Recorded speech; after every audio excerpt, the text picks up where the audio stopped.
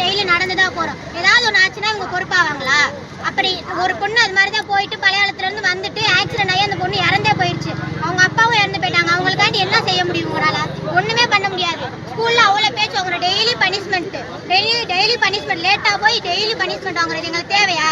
School படிக்கிற பிள்ளைங்களுக்கு 9 மணிக்கு பஸ் விடுவாங்களா? 9 மணிக்கு தான் இங்க ஸ்கூலே ஆரம்பிக்குது. 9 மணிக்கு பஸ் விட்டு நாங்க 9:30க்கு போய் என்னத்தை சாதிக்க முடியும்?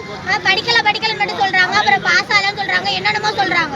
எப்படி நாங்க பாஸ் ஆக முடியும்? டயத்துக்கு போனா தானே பாஸ் ஆக முடியாதா இருந்தாலும் எப்படி அவங்க இது பண்ணி சொல்றாங்க? எங்களுக்கு ஒன்றும் புரியவே இல்லை. இப்போ வந்து போராட்டம் சொல்லி உட்காந்தானே எல்லாம் வர்றாங்க.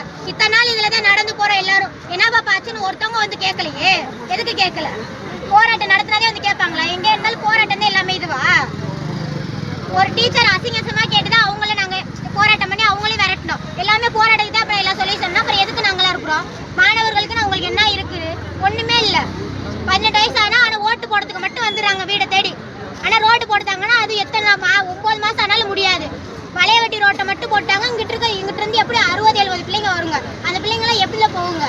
டெய்லி அவமானப்பட்டு 9 மாசம் ஆச்சு பஸ் வந்து.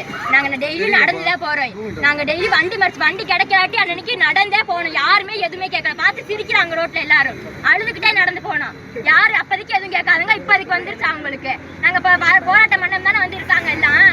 இல்லாட்டி யாருமே இந்த போலீஸ்காரங்க போந்துருக்காங்க. ஒரு வாரத்தை கேட்கல எதுன்னு. நாங்க இப்ப இந்த போராட்டம் பண்றதுனாலதானே எல்லாம் வர்றாங்க.